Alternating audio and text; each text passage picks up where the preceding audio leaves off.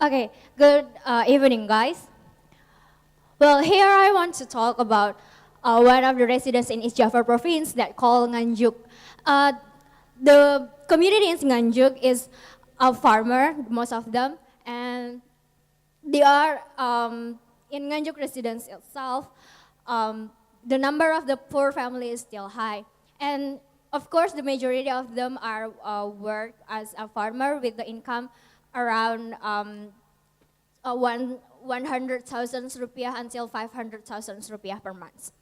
But in the other hand, the Nganjuk itself, the 88% of the natural resources are still high, paddy field, forest, vacant land, and etc., which means this condition is very possible to do freshwater fish cultivations. And freshwater fish cultivations itself is easy to do for the commoners.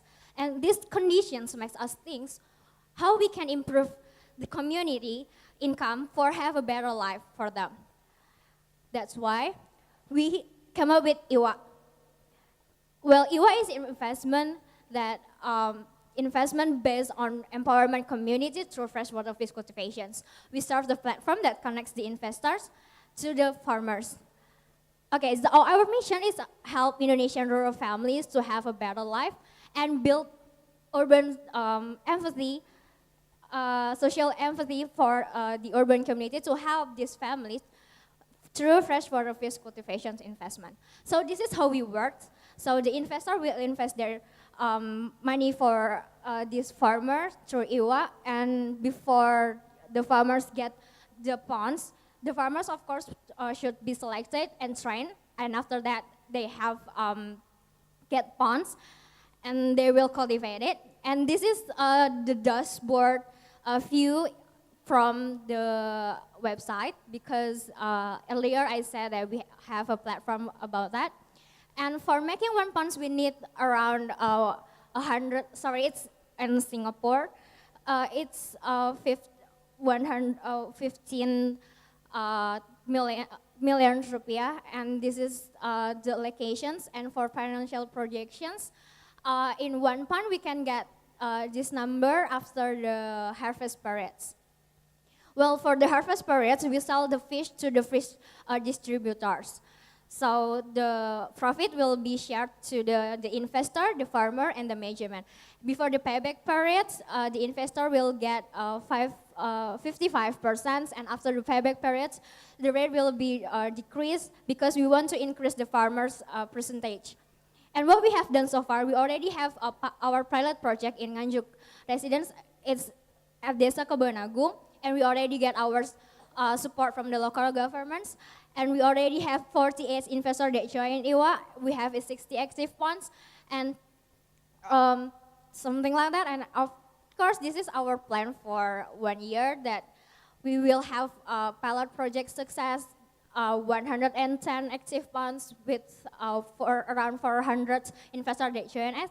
And by this program, of course, we will have impact to the community, that the family will get additional income, the natural resources of course will be used, and the investor itself is not only saving for the futures but also helping people. And this is our team. My name is Nisa, and we always, me and my team always believe that every family can live in prosperity. Thank you. Thank you. I think it's amazing. So young and already thinking of changing lots of things. At number 5, the next Ignite presenter will be Jayesh. I'm assuming you're Jayesh. Okay, please take the stage. Good evening, everyone.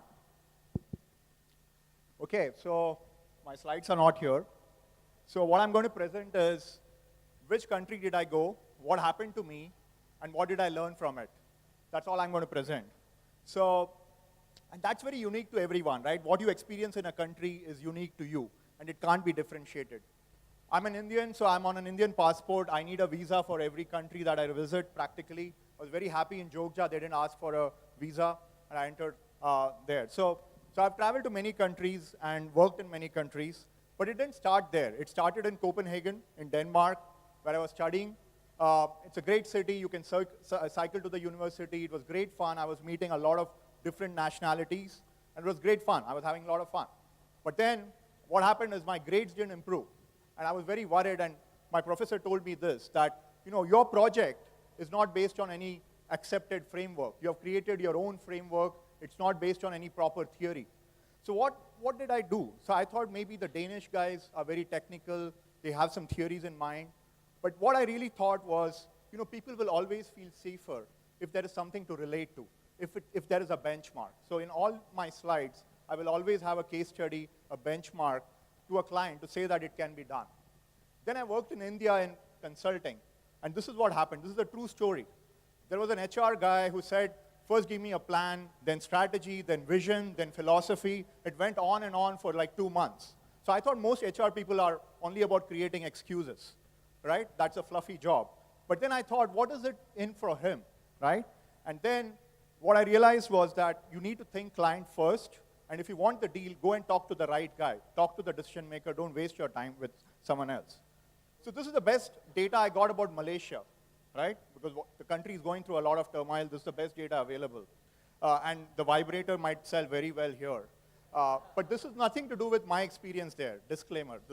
This is what happened to me in Malaysia. In my project, the clients was not at all happy.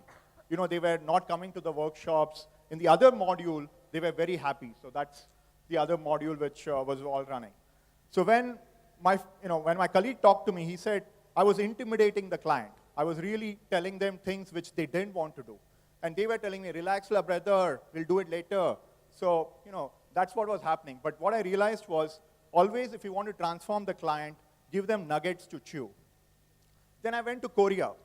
And, I was drinking with the clients. It was great fun. Anybody who was drunk with Koreans, you know that it goes all the way to 4 rounds. I was very happy. The relationship was improving. A lot of things were happening.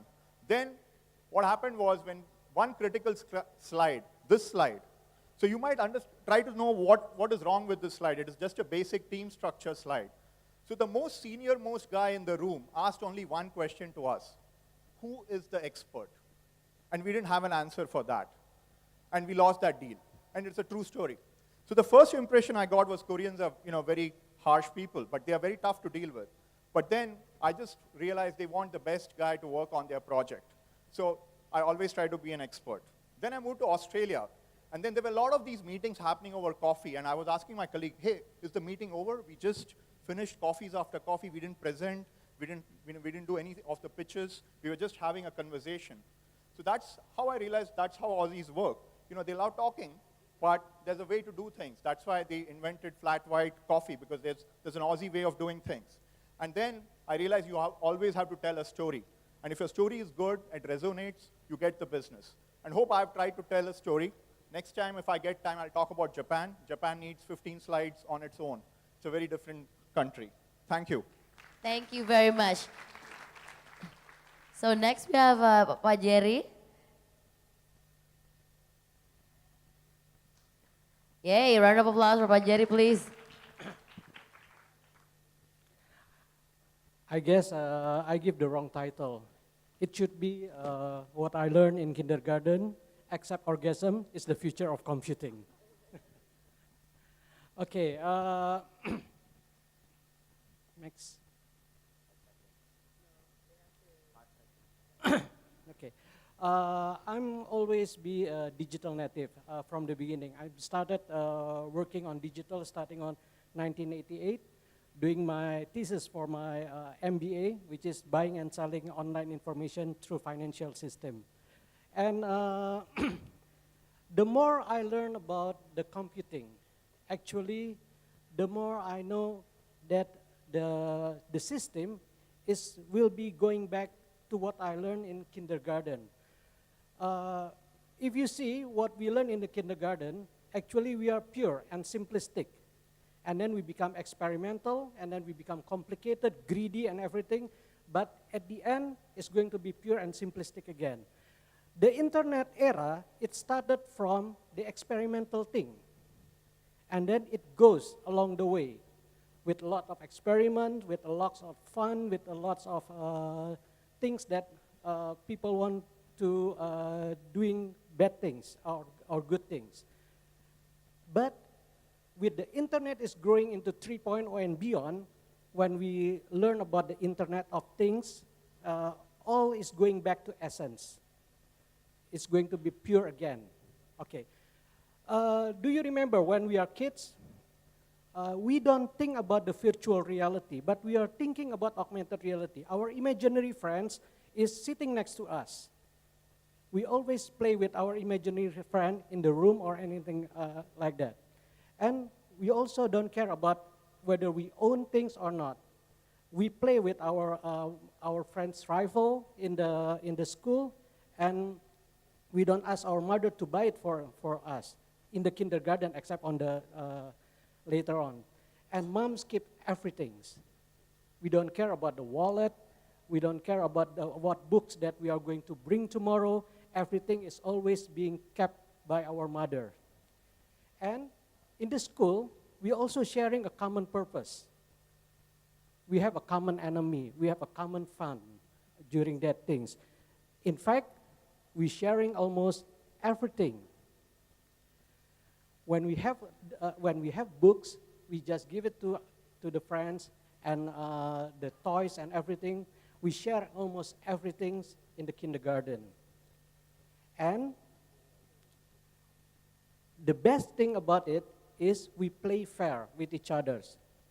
When we exchange book or when we exchange toy, we are not choosing because this is a richer or this is poorer, but it's just because we just need the things, and everybody knows it. And we also learn that many people think the future of the internet is going to be like Wall-E movie, just sitting down and warp into the virtual reality. But actually, the more apps right now asking us to go out and play. In the future also, computing is always going to be one media at a time, not multimedia. It's like what we call it transmedia. One media leads things to another. After we read the books, we are going to play outside.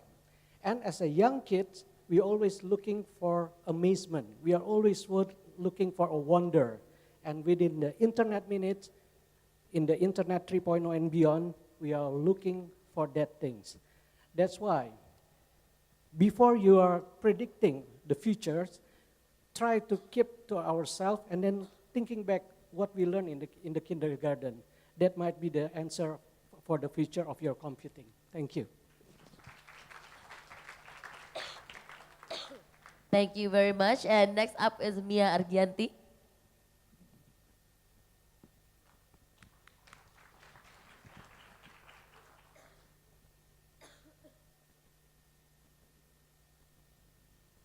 I'm going to tell you a story about this profession because being a doctor is very a unique profession. Because in Indonesia, some people still don't understand about this profession. Okay, next. This is the story about the medical history in Indonesia. You can see from 1849 and then after that, University of Indonesia was born in 1950. And then this is the movement from Dr. Budi Otomo. So most of the doctors also succeed in bringing Indonesia to have the independence. And then next, this is example from Professor Dr. Ahmad Mohtar. He was being accused by the Japanese for killing 900 Japanese soldiers. But until now, the government hasn't mentioned him yet as a hero. Next. This is the situation of Indonesia. We still have a lack healthcare professionals. We only have 900,000 healthcare professionals, including doctors, midwives, and nurses.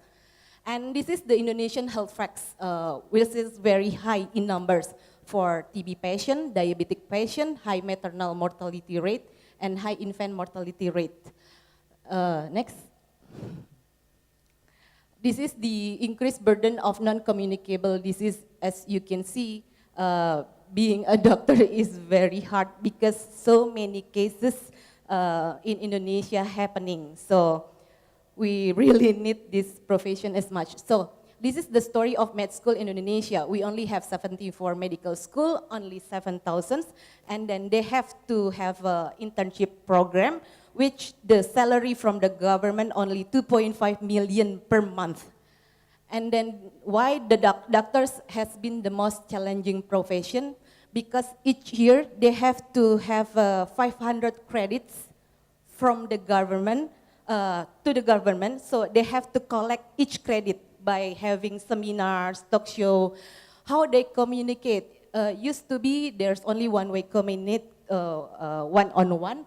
But today, as there is a demand from the patient, the doctors have to be prepared for the online. And then our people also have the rights to have reliable health information. And then our government have to provide the national insurance, because until now doctors only can get paid by the government from the insurance only 8,000 per patients.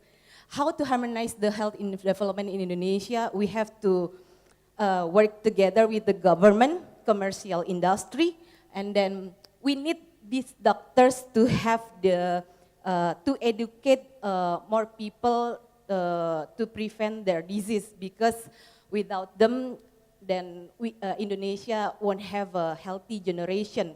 Meaning, if we don't have a healthy generation, then we will lose another generation. I think that's all. Thank you. Thank you. Mimi, can you come up and take the stage?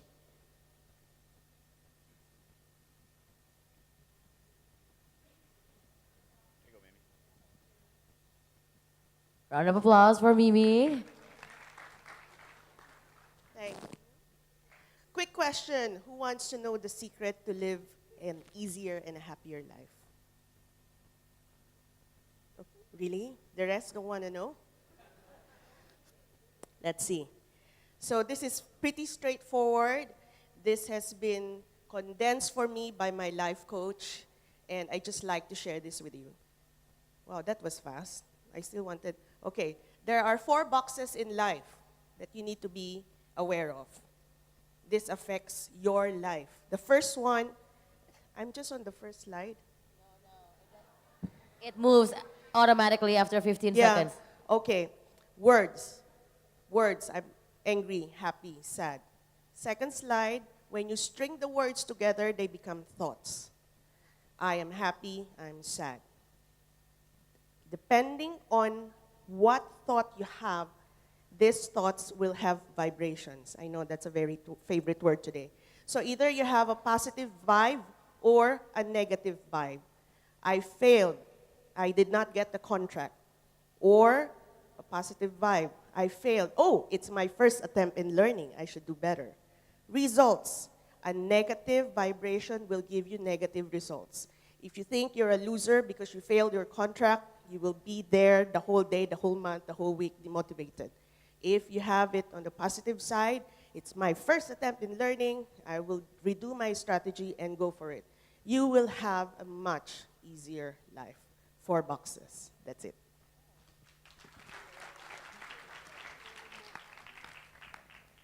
Thanks, Mimi. And Nandita. Right here. Thank you. So this is not something that we're going to be judging Scott on, actually. So it's going to be me. So this is not where Scott's been, but it's actually where you guys have to guess at the end of this whether I'm Luke or Yoda, yeah? So Scott, you're off the hook for this one. So what I'm going to do is I'm going to use actually not anything from this world, but a galaxy very far, far away. I think most of you, show of hands, Star Wars fans. So at the end of it, what you will see is that you need to check and tell me literally whether I'm Luke or Yoda. So what I believe is actually where you are is who you are. And there are many things that can actually define where you've been and what you are doing there. And therefore, for example, if you are at a pub, you're a pub hopper. If you're somebody who likes to go to the movies often, you're somebody who is a movie goer. So basically what we're saying is that at the end of all of this, it's basically where you've been is what decides who I am. So my character, whoever I am, you need to guess at the end of this, I've actually been on Dagobah, and those of you who know Star Wars know what that is and which planet. And actually, at some point in time, I've searched on Google for lightsaber repairs. I've also been in one of the many episodes in a character, and I was looking for, the Force. So basically, I was greeted by the Force spirits at Moraband. And I was actually trying to learn on my journey for eternal consciousness over there. Also, my character, you have to guess now, after the music. We met after I crash landed. Both were trained by Jedi Masters. Both managed to stay away from the dark side. Did you guess Yoda? How many guessed Yoda? Nobody guessed Yoda.